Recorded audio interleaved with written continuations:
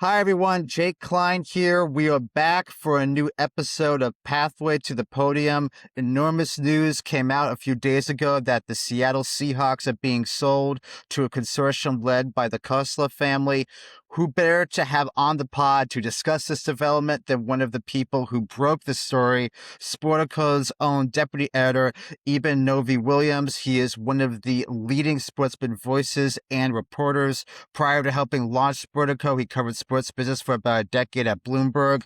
He also co-hosts Sportico's extremely informative Sporticast podcast. So happy to have you on. Jake, thanks for having me. All right, let's get right into this. Again, really happy to have you.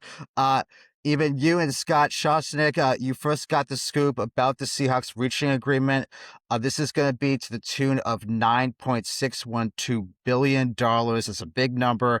This is the largest sale that's ever been of an NFL team involving a change of control. Should be noted, though, this slightly trails the 2025 sale of the Los Angeles Lakers of the NBA, arguably the most recognizable NBA team in the world, and one of the recognizable teams in all of sports in the globe. That deal was for $10 billion. So lots of different angles to look at here, but let's start here at the beginning. All right. This sale was essentially mandated after the death of owner Paul G. Allen in 2018. Could you please explain to the listeners here what the exact process was with this estate sale? Yeah, and this is in some weird way, Jake, is the way that a lot of NFL teams get sold now, right? That we saw this happen with the Broncos in a slightly different situation. There have been a number of teams in the past as well, but the NFL wants these assets to be family assets. They want them to be passed on from generation to generation, and usually that happens, and sometimes it doesn't. And when Paul Allen, when he died, his will basically said that almost all of his assets, but certainly all of his sports assets, would be sold off with the proceeds going to charity. And that was the Trailblazers in Portland, who sold about 6 months ago. That was the Seattle Seahawks, who we're talking about here. I believe there's a chunk of the Seattle Sounders. I'm not exactly sure where that sits right now. But this was basically liquidating his assets as a form of philanthropy and charitable giving. So we've known that the Seahawks were going to sell since 2018, as you said. Mm-hmm. It was also very clear that his sister, Jody, who took over the teams and was running them for the estate, it was clear that she was not in any rush to do this. And it ended up that this team hit the market basically in the days after the Seahawks won a Super Bowl title. Isn't that amazing? Which is not that common. Yeah, it's funny because it seems crazy to me that like you would sell a team that just won a title. But a year ago or 2 years ago, the Boston Celtics hit the market basically a week after they won an NBA title. So it's not unheard of in some ways. But estate sales are different, right? There's no Jody Allen is part executor of the will, but there's no seller here in the kind of traditional sense. There is often a fiduciary duty in estate sales because, again, this is all going to charity. There's a fiduciary duty to maximize the value of the asset. So while the NFL does have rules, and it doesn't mean that anyone who put up more money than the Khoslas did could have bought this team. But the top line number, in this case, 9.61 billion, that takes a lot more weight than it does in other sales where a lot of times you see owners they want to know who this buyer is, what their plans are for the team. Are they going to spend? Are they going to pack up and try to move this team in 5 years? How committed are they to? Are they local? Do fans have a connection with them? Those are all things that often come into play when someone, an individual, a human, is selling a sports team, and it just looks a little bit different when it's an estate sale. So for a lot of reasons, yeah, you're right. This is a different type of process than we've seen in the NFL or across other sports leagues in the past few years. Yeah, and earlier in this bidding process, there was some reports that Seattle could fetch over $10 billion. Shortly thereafter, there were other reports that were saying that the market was kind of fizzling out and that the bids were coming in much smaller than that. Obviously, it's tough to determine what's real and what's fake when it comes to these reports, which, again, this was not Sportico. This was other journalists who were saying this stuff. And suffice to say that 9.6 is a very strong number. I know you guys at Sportico in 2025 pegged them at, I think it was 6.59 billion, and Forbes similarly had it at 6.7 billion. So this is a pretty enormous premium here. So Yeah, so how'd that come about, do you think? I go back and forth on the number. I'm totally torn on this. So in some ways, as you said, this is it's a massive number, right? It's the second highest number valuation ever for a sports team in a transaction. The Lakers number 10 billion, by the way, has its own caveats because Mark Walter already owned a chunk of the team. He didn't buy all of the rest of the equity. So in some ways he was kind of consolidating ownership, and you could make an argument that should be some kind of blended average. But the previous high for an NFL team in a valuation in a control sale was the Commanders. That was $6 billion, right? So we went we went from 6 billion to 9.6 in 2 years as the most expensive NFL team being sold. All of that implies, obviously, that this is a massive, massive number. But yeah, there was a time where I thought, and a lot of people were telling me that this team was going to sell for more than 10. There is, I think, kind of interestingly, and we can get into this in a bit if you want, there's an NBA team for sale in Seattle. There's an expansion team there. I don't think this is going to sell for $9.6 billion, the NBA team. I'd be shocked by that. But the NBA team is going to sell for 8+. I wouldn't be shocked if it gets around 9. And I think the idea, if you understand the economics of these two leagues, the idea that an NBA team, one that didn't even exist in a city that also has the Super Bowl champs, that these teams would be valued that closely, I think also would surprise some people in our industry. So the NFL is king, as you know, on the media side. Basically every metric, the NFL is the dominant, richest, most popular league, not only in the U.S., but in the world. And I think that the idea that the NBA is creeping up on them this closely, I think there's some people in the NFL that might be disappointed by 9.6 and might have wanted this number to start with a 10, have it be a record, have it eclipse even the caveated $10 billion Lakers sale, and then let everything kind of flow underneath that. I think you're spot on with that. I'm certain that there are probably some owners who probably felt that way just because the figure alone matters when it comes to all the news that comes out. I think that one's. That's a good question, because I think some leagues care so much about the number, right? If you are buying an MLS team, there is so much sensitivity around Major League Soccer about what the top line number is. And as you know, you can structure these deals in various ways to make the number a little bit bigger than it needs to be or what it otherwise might be. You can create earnouts for the previous owner, et cetera. And that certainly has happened. If you go back a decade or 2 decades ago, the NHL also incredibly sensitive about the number. They wanted every sale to be more expensive than the last one, even if the team was not as valuable a team as the last one, right? It's crazy to think that the number should always go up if you have teams like the Lakers and you also have teams like the Pelicans, right? Those are two teams that are in little different. A little different. They're in economic different stratospheres. But MLS kind of always wants that to go up. NHL for a while always wanted that to go up. I don't get the sense, and I'm not sure, NFL obviously wants big numbers. I don't know if they care enough about the record sale, the most expensive team ever. I'm not sure if when you're the king, you care as much about the sensitivity of those things. I mean, part of my brain, if someone's paying $9.6 billion for an asset and you have wiggle room, like what would it take to make this 10.1, right? And add a little earnout for the Allen estate or whatever it is. And the estate sale, I think, makes it harder. But I believe the NFL, if it absolutely had to get this number over 10, probably could have. And I think it maybe says something about how comfortable that league is with its own kind of financial dominance, that we ended up at 9.6. Yeah, and just looking ahead here slightly, the ratification, because this still needs to be ratified. This isn't completely done yet. This is just purely like a memorandum of understanding at this point. The NFL owners still need to approve this deal. That's going to happen in late August, subject to change. Looks like it's going to be August 26th. So we're slowly but surely approaching that day. Obviously, this is kind of moving pretty quickly here. They want this done before the NFL season, before the regular season gets underway. Make it as clean as possible, it appears to be. Yeah, I think that's right. And we could talk about the Khoslas. So Vinod Khosla is a very, very prominent Silicon Valley venture capitalist. He's worth about $14 billion, according to Forbes. his family is the quote unquote control set here, and his wife Niru actually is going to be the main governor, which itself is and some people have glossed over this. I believe, and I asked the NFL this, and they couldn't find any other evidence. I think she is the first woman to take the top ownership job in an NFL team during a transaction. So instead of inheriting a team when a father dies or a husband dies, or kind of it flowing down the family ranks and a woman taking over, I believe she is the first woman to, in the course of a transaction, come out of that sale and be the top governor of an NFL team. So there's a gender barrier kind of being broken here. There is both Niru and Vinod were born in India. There's not a lot of NFL owners throughout history that have been born outside the U.S. Right now, there's two others. It's Ziggy Wilf in Minnesota and Shad Khan in Jacksonville. So this is diversifying in a number of different ways NFL ownership ranks.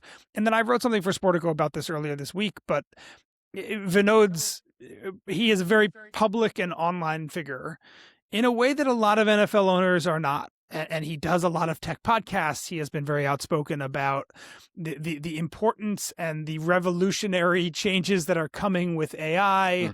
He is outspoken about his views on religion, which is that no rational person should believe in God. He is just out there with his beliefs in a way that most NFL owners, again, because a lot of these NFL owners are families that have owned these teams for decades and decades, sometimes even 100 years. So he's going to break the mold in a lot of different ways. And the last thing I'll say on that topic is, if you're a fan of the NBA, there are a number of tech billionaires that have bought into the NBA in the past decade or so, right? Steve Ballmer is a great example. There's Ryan Smith. There's Joe Tsai. There's Robert Pera. There is a class of relatively recent billionaires in the last 20 years that have turned that wealth into to look at sports assets and have bought NBA teams. There's not a single one in the NFL.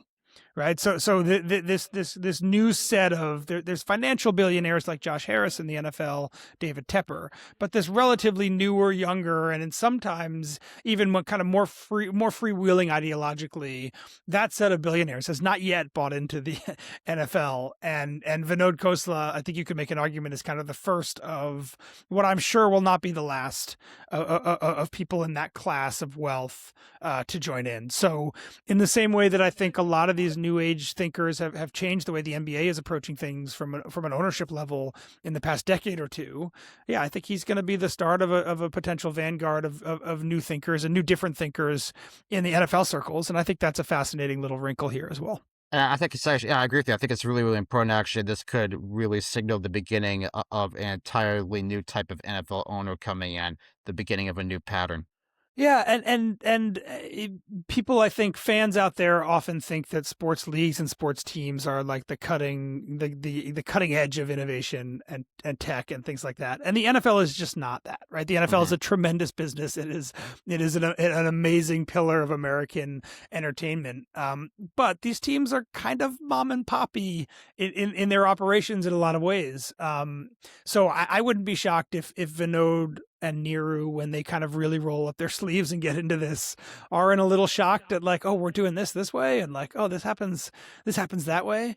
So I think there's going to be a little bit of shock for them in some ways as well. But yeah, I agree with you. I think that all sports leagues are kind of looking to stay innovative. Some leagues do it better than others. I think one of the things that has made the NFL the way it is right now is that it has been able to be reactionary and slower on the front end. And I think having people like Vinod and Niru Khosla in your ownership ranks maybe changes that calculus a little bit. Yeah, and Vinod is a fascinating guy here. Just to go over his resume for a quick second. He co-founded Sun Microsystems in the 1980s. That was a tech company that was extremely influential in shaping the early days of the internet. They created Java. That's a big deal. Eventually, that company was bought by Oracle. Vinod spent about 2 decades as a partner at the venture capital firm Kleiner Perkins before establishing his own VC, and I think it was 2004. That now manages $15 billion in assets or so, and he's supported some very prominent companies here. You're talking about Square, DoorDash, Instacart. He was one of the very first, if not the first, big investor in OpenAI in 2019. That's extremely notable. So this guy, he's a tech guy through and through. And if you think about it, and this is something that some people have brought up, he doesn't really have any clear connection with the Pacific Northwest. Not like that Allen did. He had strong ties to Seattle, in addition to being, of course, a tech guy himself, since he was the co-founder of Microsoft. So the tech element is still there, but the regionality is a bit different. Do you think that matters at all, or is that just a footnote? I think there's some Seahawks fans who care. I think the NFL, they want present owners. And I use the word present because I don't think it's obviously not a requirement, but I don't think you necessarily need to live in the city where you own your team. There's a lot of NFL owners that don't live in the city where they own their team, but the NFL wants owners who are there. Right. And they want you there on Sundays. They want you to be a presence in the community. So if you're Vinod Khosla and Neerav Khosla and you live outside Silicon Valley, getting to Seattle is very, very easy, right? So I think that is a calculus in some ways. Again, it's not, does this person live here? It's, does this person have the means, the wherewithal, and the ambition to be there fairly often? And we see this a bunch when teams get sold, and this is true in a bunch of different leagues, but the teams that sell on the West Coast and the teams that sell on the East Coast often have different suitors for this exact reason, that if you're rich and you can afford a private jet to go anywhere and you live in New York, buying the Carolina Panthers, which David Tepper did, is very easy, and you can take the private jet there. You can be home. You can sleep on your own bed at night. There's a lot of options there. But if you're David Tepper and you buy the Rams, that's a different kind of flight, right?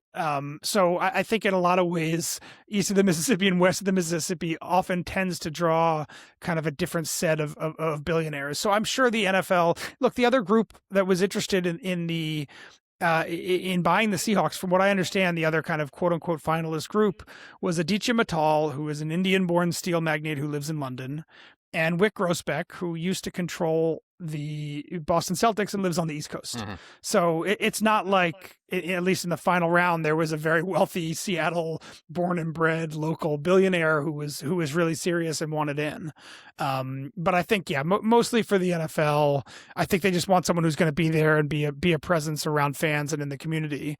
And I think if you're a Seahawks fan, there's no risk of this team moving, right? This team's not leaving Seattle. This is, I think, the thing in other sports, particularly when you have teams kind of at the lower end of the pecking order in leagues. There's always a threat of relocation. And often the Timberwolves are a good example here, right? When the Timberwolves were sold to Alex Rodriguez and Mark Lowry, there was a lot of question like, oh, these guys aren't Minnesota people. The previous owner, Glenn Taylor, was like, are they going to move the team? So there's a lot of tea leaves that get read when some teams sell because of who the owner is and where they're from. The Seattle Seahawks are not moving. So it takes that concern off the table, I think, for a lot of Seattle Seahawks owners, or a lot of Seahawks fans, in that these owners are from out of town, but this team is not going anywhere. Yeah, it's my understanding that the team has a lease with Lumen Field, Seattle Stadium right now. Seattle Stadium. Smart. I don't want to get in trouble. They have a lease with Lumen Field that runs through the early 2030s, but there are also, I believe, 3 separate 10-year options tacked onto that, so they could potentially stay there through the early 2060s, which is very, very far out. But even you're exactly right that lots of times when these sales do happen, lots of fans, particularly like the local passionate fans, speculate, are we going to lose our team? Now, of course, Seattle has some PTSD over this, given the fact that the Sonics left. Of course. That's a very raw subject with them. So you can understand why they, in particular, might be a little more concerned than the average fan would be. Yeah, and the other thing that comes up a lot when teams in other leagues are sold, particularly in baseball, is this person going to spend? How much money do they have? Are they willing to spend to put a good team on the field? In the NFL, as you know, that question is a little bit less relevant because there's a very hard salary cap. There's a salary floor. The Seahawks under Vinod Khosla on players are going to spend basically exactly what Jody Allen spent on players as the previous owner, just because there's far less wiggle room. Now, there's definitely things that wealthy and free spending NFL owners can spend on: practice facilities, coaches, talent. There is other things, and that matters, obviously. But it does matter, but it doesn't matter in the same way that, like, if you buy the Orioles are you going to spend $200 million on a payroll, or are you going to spend $80 million on a payroll? So yeah, in a lot of ways, for many reasons, it's a theme here, Jake, but the NFL is a different animal in so many ways. And as a result, a lot of the kind of traditional things that pop up around team sales, who the owner is, where they live, how much money they have, a lot of those things are just slightly less relevant. So let me ask you this then. Is Seattle a sports franchise, a sports city that's an attractive buy? Now, I mean, yes, they have a bunch of the teams there now. The Greater Seattle TV market is, I think, the 13th largest TV market in the U.S. But at the same time, it is somewhat isolated, somewhat secluded. This is not the most alluring place for free agents.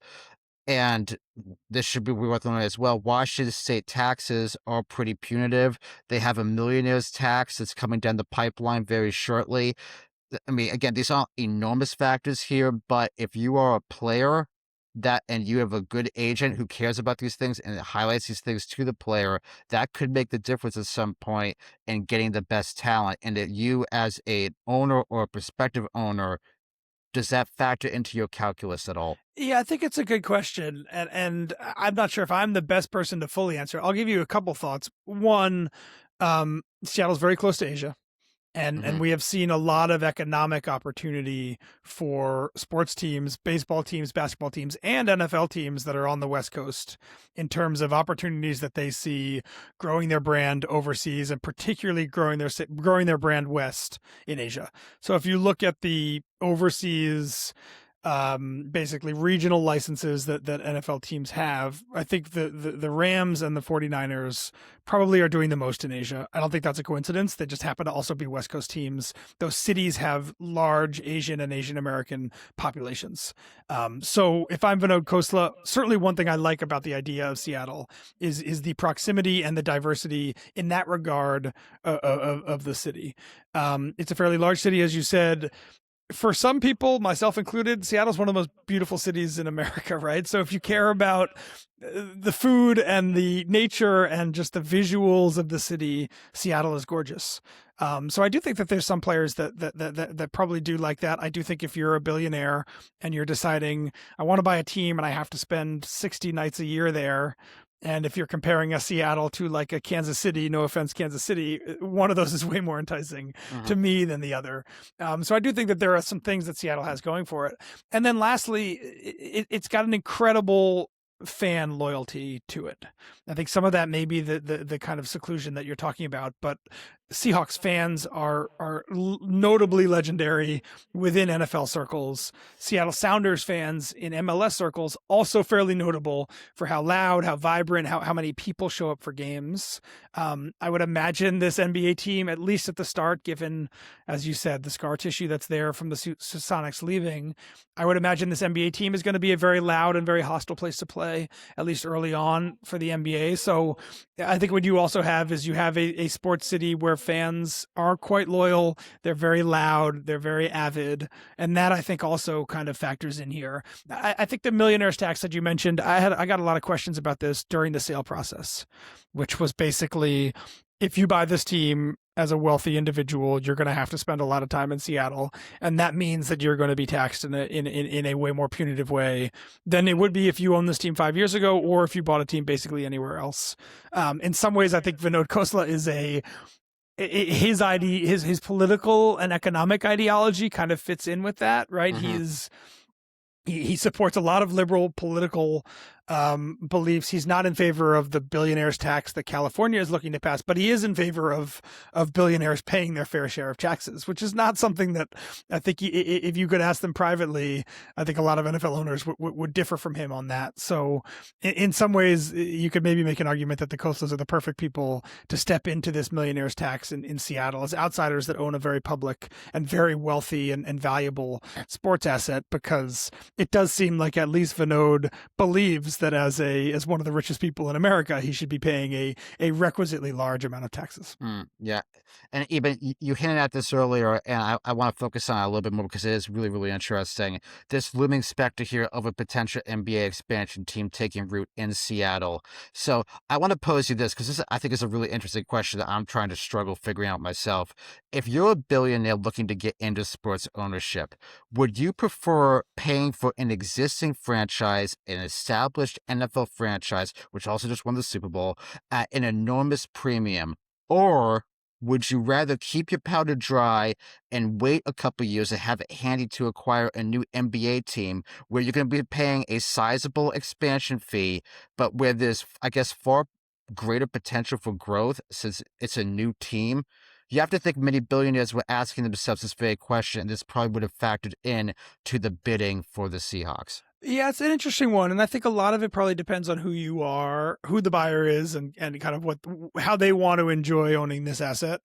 We like to joke at Sportico or say at Sportico that new owners don't want turnkey, right? A lot of people come in, they buy sports teams, they want to have something that they can sink their teeth into. And as an example, I know that when Josh Harris was looking at the Commanders, the idea that this team was going to need a new stadium in the first 5 years, and that was going to be a project that he would have to lead, but would also be able to design and think about and kind of tease out different locations, different designs, different architecture, all that stuff. I think that was enticing to him. So I think for a lot of owners, they want to buy something that they can put their imprint on quickly. And whether that's a new venue, whether that's a league or a roster that is going through a lot of turnover, whether that's a relocation, which obviously doesn't apply here. I think it just depends, but I think a lot of owners want to do something. I think the NFL versus NBA debate, which we're having here to some degree, is also kind of like a risk profile debate in some ways, right? Mm-hmm. If you own an NFL team, you basically print $200 million of profit every year. There's not a salary cap spending concern, as we talked about. It's a very different, very safe, very profitable business model. If you're buying the NBA team in Seattle, at least right now, you are kind of debating about first and second aprons. You're debating luxury tax. You're debating how much do I want to spend. So that factors into both the economics of having the team and also just the level of involvement and decision making that needs to happen. There's also obviously a question of where your team is playing, and this NBA expansion team in Seattle is going to be either a tenant in or share, depending on who buys this team, or share in the ownership group that already owns the building. And that is also a big consideration, right? If you and I wanted to buy this NBA Seattle team, I hope you got a lot of money, Jake, because I don't have much to contribute. But if we wanted to buy this NBA Seattle team, we would be tenants in a building owned and controlled by another sports team in the city, right? That's not that attractive, I think, relative to the opposite, which is coming into a place where you're building your own or have your own stadium alongside the team. So yeah, it's a long-winded answer here, but I think it kind of depends on whether you want to buy a team, roll up your sleeves and really make decisions and change the course of the franchise up and down, or if you're willing to come into a team, be the steward of a public asset in the way that a lot of these owners talk about it, print some money, sell it in 25, 30 years, or give it to your kids and have them give it to their kids and have it appreciate. But if you want to be that more passive style investor, the NFL is definitely your answer. And I think if you want to have perhaps a bit more fun, take a bit more risk, sacrifice short-term profit in exchange for a lot of those things, yeah, the expansion team in Seattle and the NBA feels like the right thing for you. Yeah, and as I always say, context matters. In addition, aspect of that context, of course, is Samantha Holloway, as you just mentioned. She owns the Kraken, and like lots of people think that she is in the front running here for this NBA franchise expansion team. Yeah, so she teamed up with Melinda Gates, which is what a power duo. I was gonna say that's pretty good. That's pretty good. Yeah, 100%. And unlike Las Vegas, which is also expanding, and there's going to be an NBA team there, where there seems to be a lot of groups kind of coming out of the woodwork saying, "Oh, we're interested. We've raised $8 billion. Here's our group." There's not I haven't heard too much about other groups in Seattle raising their hands. Again, there was just another very high profile, very valuable sports team that sold. So there are groups that were interested there that might turn their interest over to here, perhaps. But it certainly feels like the front runner there are Melinda Gates and Samantha Holloway. They have the building, as we said. All sports leagues are looking for diversity in ownership ranks. We just talked about it with Vinod and Neeru Khosla. Having a group led by 2 female billionaires to buy into the NBA would also be a breaking a gender barrier of sorts for the NBA. So in a lot of ways, I think Melinda and Sam feel like a very attractive and powerful group in terms of the bidding there. I also am always aware that there's usually groups that I don't know about. And sometimes those are the groups that end up getting teams because it shows how serious they are about kind of staying under the radar. But I would expect in the next few weeks those processes to heat up, both the ones in Las Vegas and in Seattle. And I think we'll see pretty quickly. But yes, I think given who they are, how public they are, how much money they have, and also the fact that they already control the building, I think makes them in a number of ways the very clear and obvious frontrunner. Yeah. Another interesting wrinkle here as well, the Khosla family, they currently own a minority stake in the 49ers. I think it's around 3%. And you pointed this out in a tweet that you posted. This continues a pattern here we've seen in recent years of minority owners of one team eventually becoming the controlling owner of another team. So, like I said, David Tepper held a stake in the Steelers before becoming the controlling owner of the Panthers in 2018. Josh Harris, likewise, was a minority owner of the Steelers before buying the Commanders in 2023. And now we have the Khosla family likewise doing this as well. Is this a new model moving forward?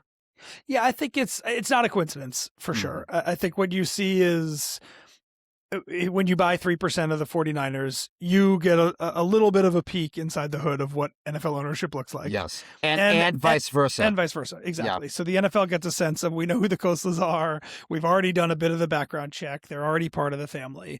We're all very comfortable with them being the next ones to step up here. So I think it definitely goes both ways. And to your point about context mattering, it's all, everything feels like there's case by case basis, right? My understanding of David Tepper, when he bought that stake of the Steelers, he wanted to buy the Steelers.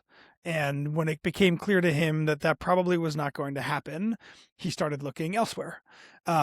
Josh Harris and David Blitzer, his partner, who bought the exact same Steelers stake that Tepper had to sell when he bought the Panthers, they're value investors. I think they looked at that as like, this is a good investment. Oh, and it gets us in the club. And then they turned around a few years later, obviously, and bought the Commanders. I have no idea if the Khoslas, when they did this deal in San Francisco a couple years ago, if they were thinking actively about, this might be a stepping stone to buying control of a team in the future. We obviously knew the Seahawks were going to hit the market at some point. Maybe they kind of just did it on a whim as an investment and then got inside and were like, oh, this is actually quite fun. And there's a lot of economic opportunity here. So maybe we look at an opportunity that's much bigger in the future. I don't know, but we've been joking that the next NFL team that's for sale, that we should just print out a list of LPs across the league and then start going one by one and deciding which of the people is going to buy the Saints or who's going to buy the Titans or whoever is the next team that sells. But yeah, there's no question that you are, once you get in the club, it increases your chances. It also increases the ability that you have to learn more about what it's like as an NFL owner. So yeah, I don't think that's a coincidence. We've seen it to a degree in other sports as well, not as much as the NFL. How much do we know about the son, Neil? I don't know that. I know that he is. I know that he's going to be involved in the team. I know that he has a tech and analytics background, which obviously has value for any sports team, particularly NFL teams. It feels a bit like Tony Khan to me. When his father Shad Khan bought the Jaguars, Tony, who also had a tech and analytics background, became fairly hands-on pretty quickly in all of Shad's sports assets, including Fulham over in England and the Jaguars here. And I don't know. I've never met Neil Khosla, so I don't know exactly what his thinking, what his ideology is going to be. But it does seem very clear. There was a memo that was sent to NFL owners that I saw last week, and Neil was mentioned specifically as someone who was going to be directly involved with the team moving forward. Yeah. And we see this. I mean, it's so common, as you know, Jake, for ownership groups to also provide opportunities to have next generation, or in some cases multiple generations, working for, developing with, growing with the team. So yeah, I know that Neil's going to be involved. It does seem like he has a very relevant and very applicable set of interests and background that does kind of mesh very neatly with what sports teams are constantly looking for, and particularly now in this age of massive leaps in AI and technological advances, and just kind of more sophisticated thinking about all of the different inputs that go into evaluating talent, whether that's an athlete talent or a coach talent or a trainer and medical doctor talent.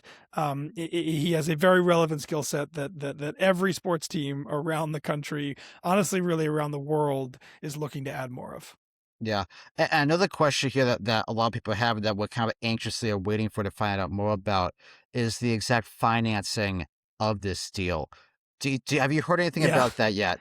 I mean, I've been asking. It's the principal Yeah. question that I'm trying to figure out now as well. So 9.6 billion is the sale price, as we said.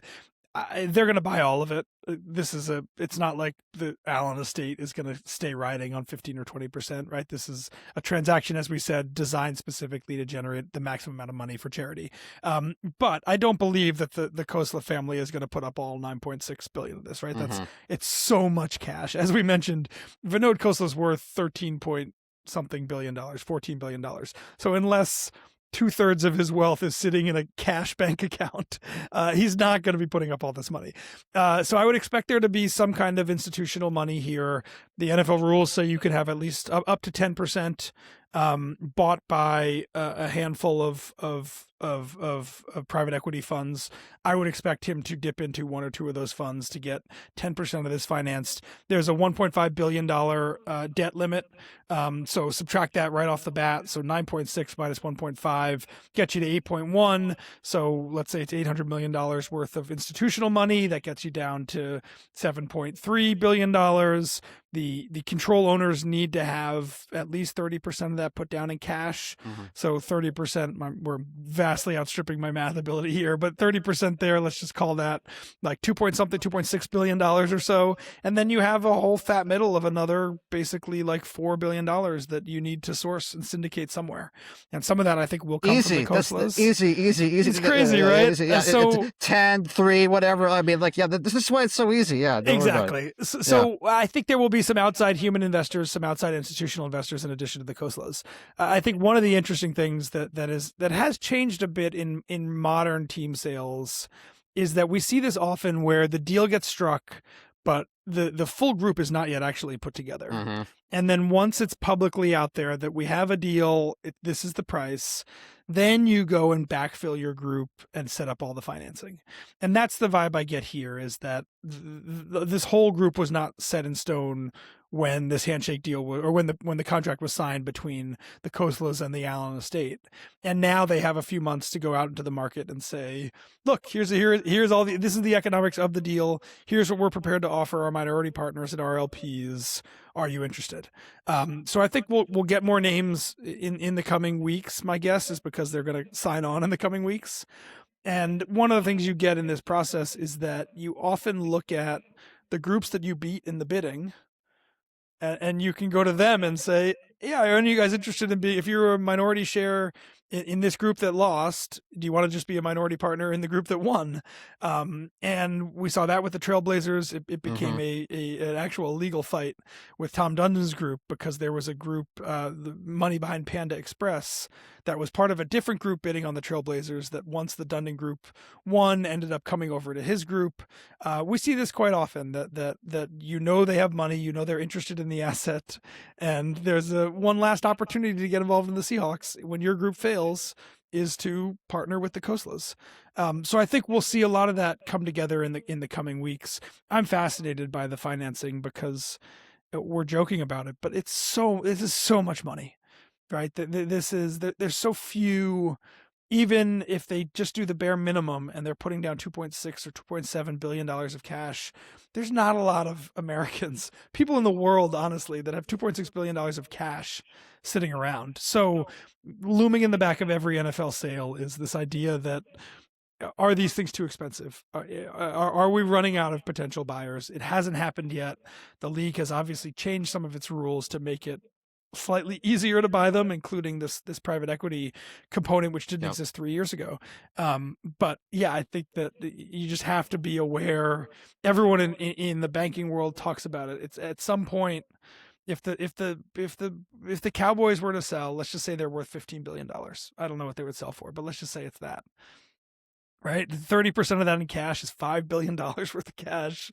It just at some point you're just talking about levels of passive investment that just fewer and fewer people have. So yeah, I think it's kind of looming in the background always is what is the price of the deal, and then secondly, how easy or how hard is it to syndicate? And the last deal, the $6 billion deal that Josh Harris had in Washington, was kind of a bit of a struggle to fully fill. And he tried to push some envelopes. The NFL ended up pushing back on some of the financing things. There was a little bit of a push and pull there.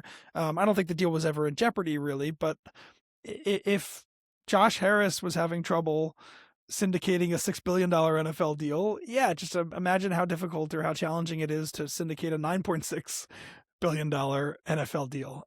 So yeah, I'm fascinated to see. I hope that people can read about that at Sportico first. I think there's other people, competitors of mine, that are also interested. But I think the financing piece, which we don't know yet, and is maybe not even set yet, is going to be a fascinating look at how this deal came together. Yeah, very, very much so. I might be the only one that cares about this specific thing, but the Seahawks, of course, they also were chosen before this deal was struck to be the subject of HBO's Hard Knocks Training Camp edition. Oh, I didn't realize that. Yeah. So yeah, it's them this year, and then they already locked in next year, which is going to be the Patriots. Okay. And that's interesting for other reasons, of course. But it would have been super interesting if it had been the other way around, given the tumultuous offseason some members of the Patriots have had. Yes, but I think I would love to see HBO at least partially, like HBO / NFL Films here, dive in at least partially into seeing what a new owner, assuming a team, what that looks like in the initial stages. I don't know if they're good. They might not do it at all, but like even if it's like a minute segment, I think that would be interesting to see. It's a great call out. You would know, this is your world more than mine. Has there ever been a team on Hard Knocks that had just been sold or gone through a process? I'm trying to, I can't think of one on the top of my head, but I mean, the show's been on for so long that I don't want to definitively say yes and no on that. Yeah. But I mean, there's not much. I'm not a big Hard Knocks guy. It felt like it got repetitive, but yeah, without a doubt. Yeah. That would get me to, I would watch if the Khoslas and their process of coming in and taking their reins and learning about and also setting things up, if that was a big part of the show, that would get me to watch Hard Knocks again. So yeah. I think that's fascinating. And we talked about how different Vinod is than other owners. Again, he's a public person who likes doing podcasts and doing interviews. Like, he is out there more than most NFL owners. So I would imagine, and I don't know obviously, but I would imagine the idea of doing Hard Knocks actually might be enticing for him. Maybe, yeah, and also, yeah, in this social media content driven world we live in, maybe you want to have owners that are a little more public in terms of what they say and what they do, and who are more willing to lift the veil a little bit. We're seeing that in different areas of government with both sides of the political party. You're seeing kind of this new interactivity going on. Podcast interviews. For instance, there's a lot of that, and other things too, which is like, hey, like I'm trying to relate more directly to my audience or my political group, my following. This is a great way to do it. So yeah, maybe this could usher in a new era for owners as well, instead of just hiding behind the team. So, I mean, some of them are obviously more prominent, more public than others. Some of them you barely know about whatsoever here. So there's a wide spectrum. But yeah, if you have a public facing owner here, that could be very intriguing. I like that idea. Yeah, I'll see if I can get an answer on how involved they want to be and also how involved HBO wants them to be. But that does feel like a really nice storyline to come together for a show that, as I said, I think kind of constantly needs to evolve a little bit to stay relevant. The only thing I could think of recently was, of course, the Rams when they relocated. That season happened to be a Hard Knocks season, and that was actually pretty cool because that was before the SoFi Stadium, Los Angeles Stadium before SoFi Stadium was built. They were essentially just training in like really large tents. because so like that was interesting. So who knows? Maybe we can see that. But speaking Love of, that. yeah, but make sure that tell them that I thought of the idea first. For So yeah, sure. I Yeah. appreciate that. Speaking of the World Cup and of course stadiums being renamed, the World Cup is coming to a close here. We are in the final couple of games. It's 104 total at this point of this recording. We've done 102, so it's been a really incredible run here. And I want to ask you this specifically, Eben. We here have, of the 104 games, 78 of them were hosted within the United States. And all of those venues were NFL venues. So that's 11 NFL stadiums, which 13 NFL teams call home because you have double LA, double New York, New Jersey. You have those two as well. For the league here, for the NFL, essentially you got an extensive trial and error testing ground to see different things. And the best part is you didn't have to pay a dime. You just got to sit back here and watch FIFA and the host venues kind of do their thing. And I think personally that the on-field product of this tournament has been tremendous. There were a lot of doomsayers beforehand who had a very negative narrative before the tournament even kicked off, saying that the stadiums would not be full, that there wouldn't be any energy. And I mean, it's been the exact opposite of that. The atmosphere has been incredible, in my opinion. The TV viewership has been extremely robust, both in English language and Spanish language. I think the stadiums themselves have never looked better. And I'm not just talking about the fields, but also just like the entire stadium and the way that it's broadcasted. It looks incredible. So what I want to ask you here is, if you were running the NFL, if you're at 345 Park Ave right now, and you've been watching the World Cup, what are your main takeaways from it, from the NFL standpoint, and what could the league do here to improve its own product based upon what it saw? Yeah, so it's a good question. I think a couple things. One, not that NFL executives are quite smart. They understand that soccer is the most popular sport in the world, but this felt like it was a reminder that even though the NFL is the richest league in the world, that there is a sport out there that commands a totally different level of international fervor and attention than the NFL. And I think that's a good reminder for folks. I think if you're an NFL host venue, I think you love the summers. You want to put as many non-NFL things in your calendar as possible. And yeah, this maybe opens the door to potentially more international soccer events in the summer at some of these venues. Look, it's not going to be the World Cup if Chelsea plays Real Madrid in Kansas City next year, but that's a great matchup. And I think it has shown that even among domestic Americans, when you filter out everybody that came over to America to watch these games, even among domestic Americans, there is a large enough soccer fan base here for something real for the top highest level. So we've already seen European teams and leagues and tours come over to America in the summer. If anything, I think this World Cup underlines the value of that, and we'll probably see more of it. So that's part one. I think you'll see NFL venues doing more soccer in the offseason than they already do. I think the second thing that is maybe a takeaway, and this is maybe unfortunate in some ways for some fans, I think FIFA's pricing model, which was highly scrutinized at the beginning, ticket pricing model, highly scrutinized at the beginning, but I do think in the end paid off, certainly financially, is something that if you're an NFL owner, particularly for your biggest events, I think you have to take note of. And unfortunately, the nuts and bolts of that pricing model is basically, instead of early on offering a wide range of prices from something that a lower middle class family might be able to afford all the way up to the richest people in your city, FIFA basically priced everything extremely high. They took out all of the kind of middleman juice that often happens when tickets get resold. They captured a lot more of that economics themselves. And most of these stadiums, as you said, were full, and most of these stadiums were full at the price that FIFA offered the tickets at. So in some ways, I think the NFL is already doing this to a degree with the Super Bowl. Depending on the team and the playoffs, it's a little bit different. But I do think there's a chance that one of the legacies among NFL and U.S. sports in general of this World Cup is a slightly more cynical for fans pricing model that allows teams particularly for the biggest games, the most in-demand sets, allows teams to capture more of those economics and just raises the floor of price for fans. Yeah, those two very good points. I like to add a couple that I thought of as Yeah, go well. ahead. I look more toward the on-field product here.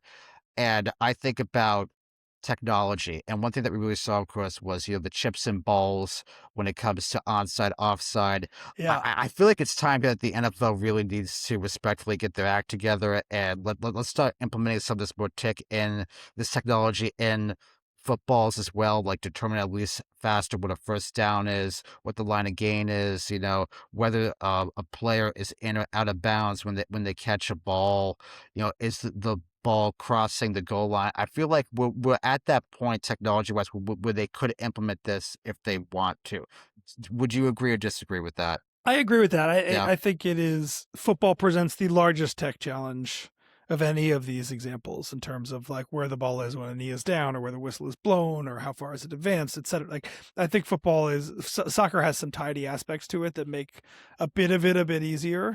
But yeah, I think the NFL it's shocking that in a league where teams sell for $9.6 billion, that the highest leverage moments can come down to how straight a line a referee walks from the sideline to center field or the middle of the field to put the ball down. Yeah, I think there are some aspects of, and every sport has this, I think, and soccer has its own issues as well. But yeah, I think you're right. I think that the NFL has the ability, they have been looking at, and they have been gradually introducing, I think just not as fast as you or I think they should. They have been introducing more tech, and I think at some point relatively soon, you're going to see a lot of this stuff make its debut in NFL preseason and then the NFL itself. Yeah, and it seems like the NBA is actually doing that right now as well. With I think putting like some sort of chip in the ball for the summer league. Yeah, the technology, and cricket's been using it for a while, and we saw it in the World Cup. The technology that just basically says when a ball has been touched by some outside force. Like all of the NBA, for example, questions about who did this ball go off of. A lot of that would be solved extremely quickly, just by looking at the last time the ball was touched and seeing where it is visually. Again, I think the NFL has a bit more of a challenge in terms of you often can't see the ball. As a result, it's like unclear exactly when the forward progress was made or when the call was blown dead, et cetera. But yeah, I think you're right. Obviously, I think the league has been slow to adapt. This is true in almost everything the NFL does. They watch what other leagues are doing. They see what's successful. They see what's not successful. They see what fans like. They see what fans complain about. And they gradually plot their course into adopting it so that when they do, it's seamless, right? Which is not always the case with what baseball does or what basketball does. So I'm not surprised the NFL has been slower than other leagues, but I would fully expect them to catch up quite quickly. Yeah, and again, the NFL, as you said right at the beginning, lots of these owners tend to be conservative with a little c here when it comes to just anything new, because they're old-fashioned and they believe that a slow and steady pace is the right way to go because you don't want to do anything too quickly. And I respect that approach too, because I mean, you don't want to get ahead of your skis here and then you have to backtrack us because that's a bad look. So I understand that, but I am hoping that like within the next few years we see more advancements there. Another thing that I think that the NFL and their broadcast partners really need to do is they need to improve the broadcast cameras that they have for NFL games, because the ones that you saw with FIFA were like the very top notch when it comes to resolution. And I think like just in terms of visually, that's why that's why the World Cup games look so good. And obviously, these cameras are extremely expensive. But you got to think that if I'm the NFL and we have these media rights deals, which looks like that renegotiation is getting pushed off until at least 2027, when I'm renegotiating that, I'm reaching either direct language provisions in the contract itself or a very forceful handshake agreement saying we want our broadcast partners to really up the ante when it comes to camera technology. What's in your mind, Jake? What's easier to film, a football game or a soccer game? The game flow is obviously radically different, but what's easier? Soccer. Soccer's easier. Okay. Yeah. Interesting. Yeah. I mean, I obviously recognize that the World Cup games look great. I didn't know that the cameras were radically different. But that makes total sense to me as well. That's a high resolution. I like the Premier League does this as well. Like the Premier League games are shot in a much higher resolution than NFL games are shot. So that's just something. But I think again, as technology advances, I would like to see that change be implemented. Again, and this is like where again, like when we have like we're at different different fields here. Me as well. When I'm watching a broadcast, one thing that I also really appreciate about this World Cup was lots of the commentary pairings that Fox had. You have lots of them with UK backgrounds, European backgrounds. European commentators, they don't hold back their criticism, and I Hmm. greatly enjoy that. Like I think about Ian Dark, Lyndon Donovan, that combo, Derek Ray, Robert Green, and particularly one of my favorites that I wasn't really familiar with him beforehand. I should have been. Darren Fletcher and Owen Hargraves. Those two I immensely enjoyed because they said things frankly and they didn't have Hmm. a problem with criticizing top tier players. And I feel like when it comes to, I think this is the case throughout all American sports, and it's pretty obvious why the reason is, but lots of commentators really hold back any distinct criticism. So like if a player if anything like if a star quarterback misses an easy pass, you're not going to hear anything too egregious from an NFL commentator. If a star player in soccer misses a penalty, it's going to be devastating. The commentator is going to rip into them, and I don't mean that in like a negative way, but I just immensely enjoy the honesty of some of these British commentators, UK commentators, of keeping things real instead of just putting every single player on a pedestal. At least in my opinion. Yeah, that's an interesting observation. Do you think that the fact that all of the U.S. leagues have players' unions that are business partners and party to some of these agreements is the reason why that you see NFL broadcasts, for example, maybe not being quite as harsh on players as EPL broadcasts, where obviously there is no English Premier League players union, and as a result, the power, say, and participation of players is a bit different in those leagues. I guess I'm at like, do you see it in tennis? Where are American commentators more willing to criticize tennis players, or is this just a cultural thing about Hmm. TV and commentary? I think it might. I mean, that might be indirectly it, but I think might be more of a cultural thing, and also just the Mm. fact that, for lack of a better term, these media companies are so in bed with the leagues that they cover, they're too afraid to do it, and the leagues don't want any negative PR like that. I think that might Yeah. be the crux of the matter. Yeah, another cultural thing that I obviously did notice is seemed to be a lot of, you would probably know the numbers better than me, a lot of English speaking soccer fans that have been watching this tournament in Telemundo on Hmm. Spanish language. My partner and my sister and her family are one of them. They're English speaking family, two kids, but they've been watching mostly in Telemundo, largely because the energy is higher. And we were talking in the office recently. I can't think of, outside of maybe Gus Johnson, an English language broadcaster that brings anything close to the energy that like an Andres Cantor does, right? So part of that does feel like it is a cultural thing about the way different folks watch soccer, how they want it to be consumed. But yeah, that's interesting about the criticism, and maybe it's part of the same thing. It's just that different cultures, different language, different countries have just a different approach to how they want their athletes talked about. But I agree. I mean, I agree with you. The commentators, and I wanted Tom Brady to do this, and he's been maybe medium at it. But I think the ones who are being more honest about the bad in addition to the good, that to me makes for way better television. Yeah, I think the closest equivalent, and again, there's a disparity here, but the closest equivalent I think would be maybe Joe Buck and Troy Aikman, who of course Mm. are extremely established at this point, Yeah. and the other one would be Al Michaels, who of course has been doing this for so long, he can pretty much get away with saying anything at this point. Yeah.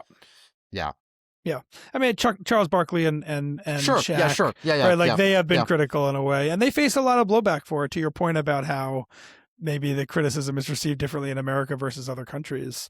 Yeah, I think there's definitely a current of NBA players who feel some sort of way about Shaq and Chuck because of their level of criticism that maybe wouldn't exist in another sporting culture as well.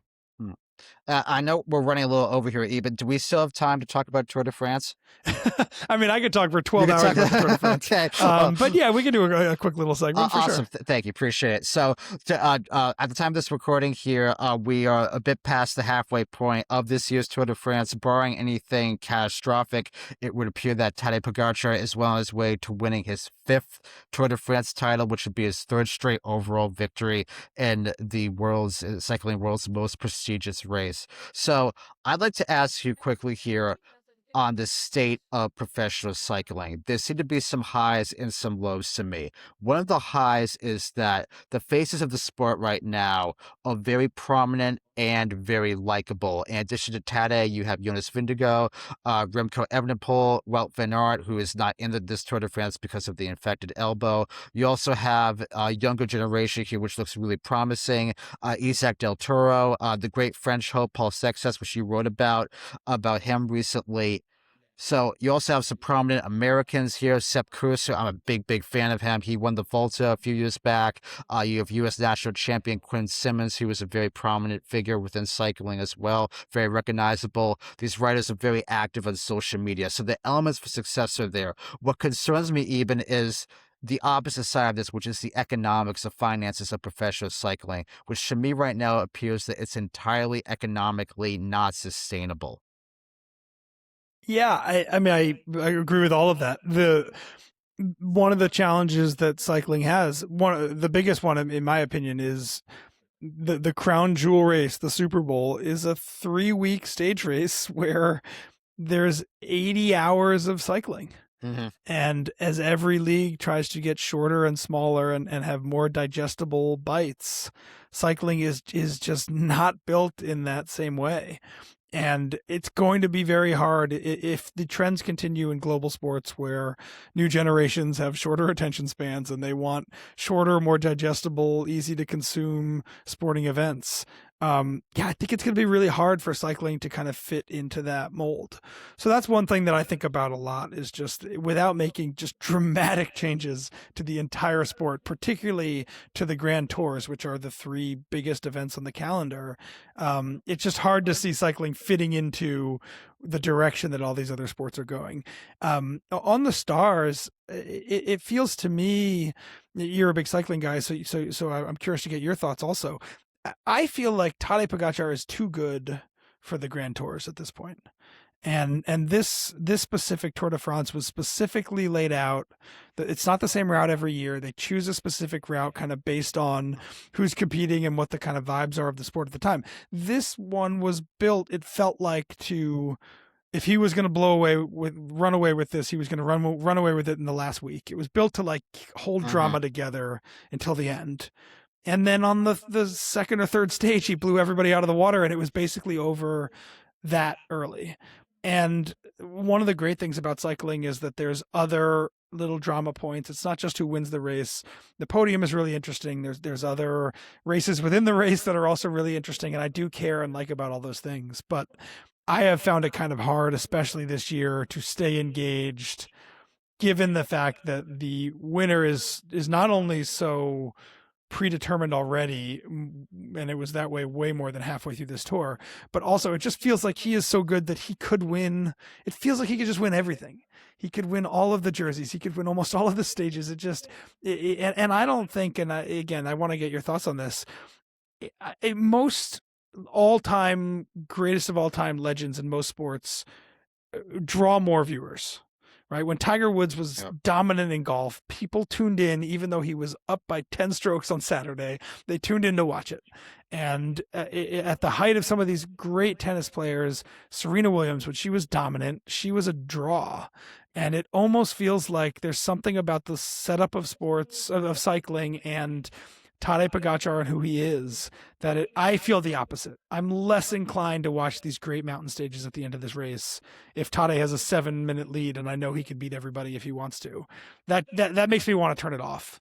And yeah, I don't know how you get around that, because he's a once in a century kind of cycling talent. We may never see anyone like him again. But I do think he's too good, and I think it is eating into my enjoyment of the race. This is the age-old debate here, and it's not just about players, but also teams that undergo dynasties, whether that's a good thing for that respective league or a bad thing. And we can go back and forth with that, but I Can feel, you think of yeah. teams like, are there like that one Warriors team? Like I can't even think of team sport teams that people turned off because they were too good. Well, see, that's the thing, though. So maybe it's different between teams and individuals, but like when one team has been dominant, like when the Bulls were dominant with Jordan, people want to see that. That's what I'm They would saying. tune in to Exactly. see Yeah. that. And lots of times, though, like you have a duopoly, like it's the Celtics and it's the Lakers at the same time. So there's more of a clash there. Um, I mean, in the early days of the Pogacar Vindigo, let's call it a rivalry. They're pretty good friends actually, but like the rivalry here that the two had, it was obviously close. It was more back and forth, but unquestionably over recent years, Tadej has pretty much separated himself from everyone else, and it's not just with the Grand Tours, but also with the classics races, likewise. And I mean, I'm a huge fan of him. I've been following him since he was really, really young. So to see him like reach this level of success, I think is awesome. And I always love athletes who unapologetically say, I'm trying to win everything possible because I want to, and I want to tap into this very Yeah. short like span of time in which I'm at my peak here, and I want to push the sport to a new level competitively. I respect the hell out of that. But I also understand from a fan standpoint, and this actually was a topic of conversation with Pogacar's third stage when apparently some of the French fans were booing him, and Yeah. that partially that also was because that stage was on Bastille Day, and the French like having preferably a French winner on Bastille Day, even though it doesn't happen too often. That might be part of it, but there does seem to be, at least with some cycling fans, kind of a frustration here seeing this level of dominance at play. So it's hard. It's very tricky here, but I mean, Pogacar, we've seen though. I mean, he's not invincible though. He can be beaten. It just doesn't happen too often. I mean, it's kind of like, let me make a comparison here. There was this topic of conversation, an entirely different thing, but about the TV show House about like a month ago, and Hugh Lloyd got into a debate with someone, and another person was saying how boring House was because House always solves the case in the final 5 minutes, but it's still compelling. And the thing is, actually, if you like 'cause I really enjoyed the show, and I remember almost every single episode. House sometimes got it wrong. Didn't happen too often, but it happened just enough Mm. that you're still paying attention in case he is wrong or he gets something off.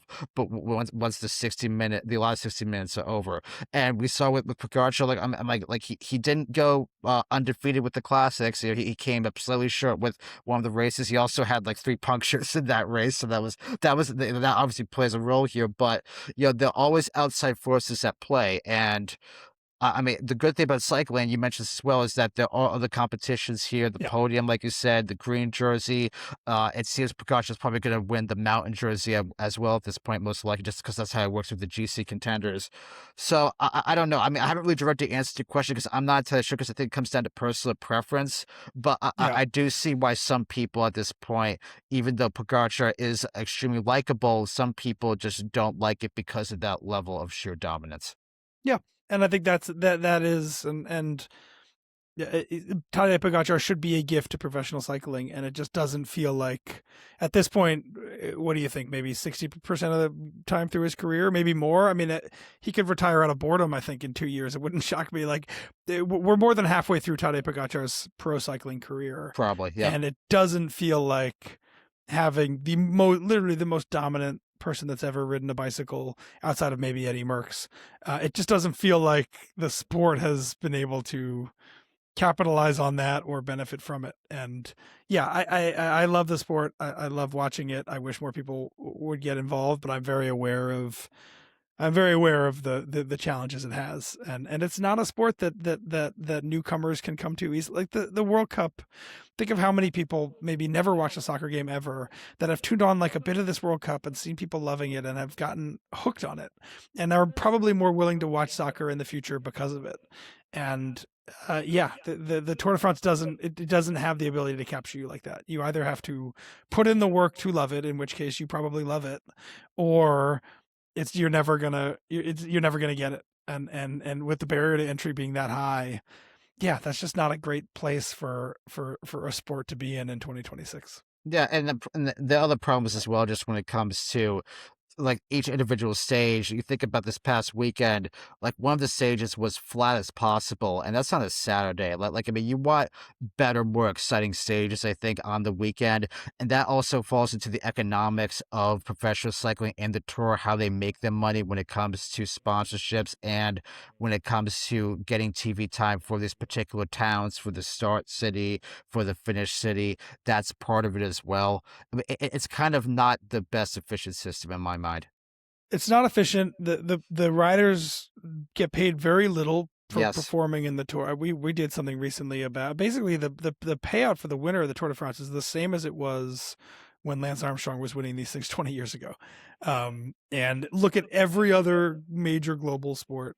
Wimbledon prize money has tripled, and the U.S. Open golf has tripled. Everything has gone up in a very linear path, except for the Tour de France.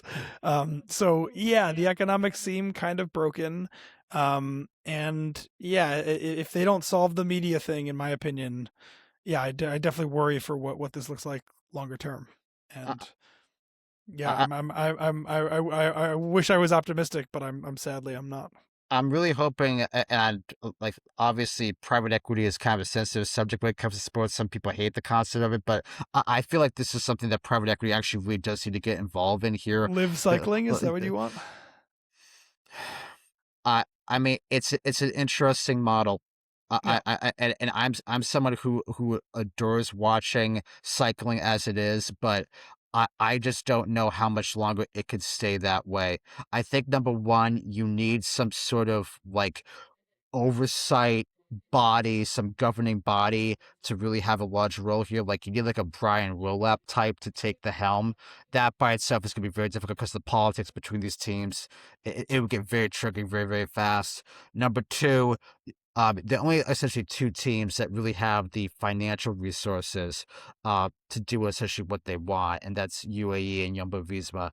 Other than that, there's a big, resource disparity and financial disparity between the teams. I mean, I don't want to impose a salary cap because that's going to hurt the cyclists. And like, I want cyclists to get paid as much as possible here, but you got to find the money somehow. And the media deals by themselves aren't going to do enough. So, do you start charging spectators to view certain parts of the race? Like if you want to watch, like a top high category climb, do you have to pay money to be there? I mean, I don't really know what to do here. Like even that seems like it'd be a very, very small amount of money, but they got to find and unlock some new sources of revenue, and they got to do it fast. I agree. Yeah. Yeah. It's sad. And again, it's for folks like you and I who love the sport, I wish it was more popular. Yeah, and let me just say one last thing before we wrap up here. Yeah. Back to your earlier question. Tadej compares himself a lot and idolizes a lot Novak Djokovic, and you gotta think like there are a lot of similarities between the two. Like they both have had very, very dominant runs. Novak, of course, is no longer really at his peak. He's at the tail end of his career, but like he's still easily top five consistently. But like when he was at his very peak, I mean, he won constantly as well. But even then, he'd still occasionally lose a little bit. And both he and Tadej are also unapologetic when it comes to how they approach everything. They don't let any of the negativity affect them whatsoever. Yeah, I think the one difference one big structural difference I would give there is that when Novak goes to Wimbledon, for example, every 2 days his score resets and he's back on level playing field with whoever. Good point. If Novak was a 1-20 favorite to win Wimbledon after the second day of Wimbledon, like people would just stop watching, right? It would be like, oh my God, Novak's already won Wimbledon. We're 2 days into a 2-week tournament. He's already won. Why am I doing this? That to me is the structural challenge here, is that Tadej can be as dominant. I would argue he's even more dominant than Novak ever was. But even if they were on similar playing field, Novak still started back at zero every other day. And that's just not how this works, right? So this thing he was a 10-1 favorite 2 days or 3 days into this race. He's now a 20-1 favorite, and we're barely halfway through. And that never happened That doesn't happen with tennis. It happens kind of with golf, but never to these extremes. So in some ways, his dominance is butting up against the challenges of the sport and its structure. That it really does. It zaps a lot of drama out of a sport that other dominant athletes, I think, were able to kind of keep a little bit of drama longer. Is basically it. Yeah. It's tricky, like we both said. I mean, I love the guy so much, but yeah, like you also want to see something that is competitive, so it goes both ways. Yeah. So, Eben, thank you so much for coming on. This was fun, Jake. I yeah, appreciate the invite. Yeah, I greatly enjoyed speaking with you here. Where can people follow you on social media? Yeah, social. I'm on X or Twitter, however you want to call it, at Novy_Williams. And then my writing is at Sportico.com. We have a fun Substack offshoot called Club Sportico. People should follow us there. And then we have a podcast, the Sporticast, which you mentioned at the beginning, where Scott Soshnick and I break down in relatively conservative ways the biggest sports business news that is going on at the time. So people can listen to me at the Sporticast as well. Awesome. Thank you so much for coming on. This was an extremely fun conversation, Eben. Let's do it again soon. Awesome. Thank you. This segment of Jake's Takes checks in on several stories this podcast and frequent listeners of this pod have been following. In the prior episode, Joe Flint and I discussed the regulatory challenges that Paramount Warner Bros. Discovery deal faced. We both fully anticipated states to get involved. That has now occurred. On Monday, July 13th, a dozen states filed suit looking to block the acquisition, arguing that it is anti-competitive. Those states are California, New York, Arizona, Colorado, Connecticut, Massachusetts, Minnesota, Nevada, New Jersey, New Mexico, Oregon, and Washington. Now, I read the entire complaint, and to me, it feels extremely weak. In an antitrust lawsuit, one of the biggest components at play is defining the relevant market that the alleged anti-competitive behavior is taking place in. The states are arguing that Paramount's buying of Warner Bros. Discovery will harm the distribution of what they are calling wide-release theatrical films, distribution of top-grossing films, and the licensing of basic cable channels. They are trying to argue that theater-going is distinctly different for the consumer than watching something at home. And to be fair, they have a point there. But this lawsuit entirely ignores the fact that streaming companies likewise have theatrical releases, and those are increasing. Netflix's Narnia will have a 7-week exclusive theatrical window. Amazon has James Bond. The F1 movie was produced by Apple, albeit distributed by Warner Brothers. These are big tentpole movies. The differences between the traditional film studios and streaming studios are pretty much non-existent at this point. And you still have, don't forget, Universal, Disney, and Sony making movies too. And the basic cable argument? It's just laughable. As I said in the last pod, cable TV is near its last gasp of breath. And again, there's practically no difference between the content you watch on cable TV and what you watch on streaming. You can watch sports on both, you can watch reruns of old shows, you can watch dramas, comedies, reality TV, etc. They are interchangeable outlets of content. So, the market isn't cable TV. It's all of TV, broadcast, cable, and streaming. One can even make the argument that social media videos and other apps fall under this umbrella. Hell, we can watch the Bundesliga on Fandango now. There's no difference. So in short, what I'm getting at here is the market is far broader than what the states are arguing. And Paramount combining with Warner Bros. Discovery is not going to be so large that they can control the movie business or the TV business. Not even close. And by the way, the lawsuit does not bring up any concerns about a cornering of the news market with CBS News and CNN combining. Now, this is just the initial complaint, so things could change, but I find the lack of focus on CNN, given how much politicians have been speaking about this network, to be interesting. Could this delay the planned date of the merger? That is, could this lawsuit put a hold on the deal for a little bit? It could. And then, of course, the ticking fee comes into play. And by the way, the Writers Guild filed their own suit the following day here. So the more lawsuits, the more likely this is to muddy up the waters a little bit. But could this prevent the merger from happening at all? It seems quite unlikely to me. To me, this lawsuit feels half-hearted, just as Netflix pursuing Warner Brothers didn't feel truly genuine to me. This all seems like an effort by these attorneys general to placate their political constituencies. The DOJ here has already approved this deal. All right, we still await the EU, we're still awaiting the UK. Of all of these lawsuits and regulatory reviews, the UK here is probably the one that presents the largest possibility that this deal is canned or altered. But if the UK does intervene here, if they do anything at all, the latter is far more likely than the former. So any alteration here would probably be quite small. All in all, I fully expect Paramount and Warner Brothers Discovery to merge. Might take a little longer than they originally wanted to be, but I am fully anticipating it will happen.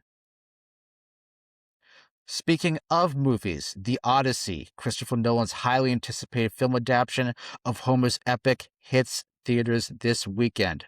Nolan and the star-studded cast of Matt Damon, Tom Holland, Anne Hathaway, Robert Pattinson, Zendaya, Lupita Nyong'o, Samantha Morton, Charlize Theron, Elliot Page, and Himesh Patel have been going across the U.S. here and the world to promote the film. In an interview with The Telegraph, Nolan weighed in on the growing AI debate. Referring to young people's viewing habits, Nolan stated, quote, "I've never seen a more rapid wholesale dismissal of a supposedly foundational jump in technology in my lifetime. So much energy has been expended on bringing in AI, but if you look at that generation's reaction, they're utterly rejecting it." And he goes on to say, "Their judgment of AI slop has been immediate and harsh. They see it for what it is very quickly, and it's much easier for them to identify it because it grew out of an online world they know really well. And while that doesn't mean that every aspect of the technology is useless or meaningless, in filmmaking it's hitting at exactly the wrong time. After years of driving towards heavily virtual environments, we're seeing a renewed interest in more tactile, more real forms of storytelling." End quote. Now, listeners will recall a couple of episodes ago I highlighted Taylor Swift's Songwriters Hall of Fame acceptance speech, in which she likewise commented on AI's role in the creation of art and said something pretty similar to what Nolan said. I bring up Swift's and Nolan's comments here because these are two of the most influential people in their respective industries of entertainment. They both have enormous followings across the world, they have received endless accolades and acclaim, and they are both thought leaders. So what they say matters. Bear in mind as well, Nolan is the current president of the Directors Guild of America. The DGA, like the other two unions, the writers and the actors, reached 4-year collective bargaining agreements with the producers. So Nolan is very much aware of the changes artificial intelligence is making and is on the verge of doing throughout all entertainment and media. While they are both business people, Swift and Nolan are still creators first and foremost. They are creators of content. So it might not come as too much of a surprise that they are not overly keen on AI. Record labels and studios, of course, are far more likely and far more inclined to embrace AI if they believe artificial intelligence can create content at a quicker rate and at a less expensive cost. But not all creators of content are against AI. That should be duly noted. Take Matt Damon's very good friend and fellow actor and Oscar winner Ben Affleck, for example. Affleck invested in the AI filmmaking tool startup InterPositive, which Netflix recently acquired in a deal that's worth up to $600 million if the company meets certain performance targets. Now, what those targets are, the public is not privy to. We also don't know how much money was paid up front. The trade journals just ran with the $600 million headline because that was the sexy headline. But one has to assume that a large amount of money was still exchanged. Now, maybe this is a case of if you can't beat them, join them. But it bears noting that not all actors, directors, or writers fall entirely into the camp that AI poses a threat and or is a poor product. No one does appear right in saying that audiences haven't exactly welcomed AI with open arms. A lot of them have rejected it outright. But there may come a time soon when audiences may no longer be able to even perceive what's AI made and what is not. So what happens then? Lastly, the IOC's executive board has provisionally lifted its suspension of the Russian Olympic Committee. Russian athletes have been banned from competing under their flag at first due to the nation's widespread doping scandal, and then subsequently Russia's invasion of Ukraine. The lifting of the suspension is subject to the athletes meeting relevant anti-doping requirements. This comes just 2 months after the IOC similarly lifted its ban on Belarus. Now, I've covered this in previous episodes. The IOC, under new president Kirsty Coventry, is changing course, now adopting a new policy, a new belief that the governing body should not be playing the role of the morality police. In a statement, the IOC said this: "The IOC has to navigate the complex realities and consequences of the current geopolitical context. Amidst growing global instability and conflict, the IOC must hold its mission to preserve a values-based and truly global sporting platform that provides hope to the world." The statement goes on to say, "The IOC recognizes that an athlete's participation in international competition should not be limited by the involvement of the government in a war or conflict." End quote. This all very much echoes language the IOC has used since Coventry has taken the helm. And as I've said before, I think this is the correct course of action. Of course, Coventry inherited the Russia and Belarus controversies. What happens when new controversies arise? It's bound to happen. Will the IOC take the same approach? It's easy for anyone to say the prior administration made mistakes in judgment. But what happens when now you're the one who is in charge? Will you stick to the same principles? It's much different being in that driver's seat. And sometimes issues crop up that test your principles. We will need to see how resolute Coventry and the other members of the IOC are in sticking to those principles. If they waver, that's when the real problems arise. And on that note, that ends this episode. In case you're behind or are new to this pod, here's a recap of the 5 most recent episodes we've had. We had the Wall Street Journal's Joe Flint analyzing from just about every possible angle Comcast's plan to spin off NBC Universal, plus the Paramount WarnerBrosDiscovery merger. We've had the Sport Video Group's Brandon Costa detailing FIFA's and Fox's broadcast of the World Cup and also drone technology and score bugs. We've had a news and notes edition about the Myles Garrett and A.J. Brown trades and the NBA's technological advancements. We've had the Sport Profile's Dylan Manfrey on the Sports Emmys, and we've had CBS Sports NFL analyst J.P. Acosta covering the biggest off-season moves. Please subscribe, follow, and like this podcast on social media. Video episodes of this pod are available on both Twitter/X and YouTube. On Twitter, that's at Jake A. Klein. That is JakeAKline, and at Pathway to the Pod. On YouTube, that is at Pathway to the Podium Pod. You can also follow on Instagram and TikTok. That is at Pathway to the Podium. I'm Jake Klein. Very happy you take the time out of your day to listen and watch this. Thanks, everyone.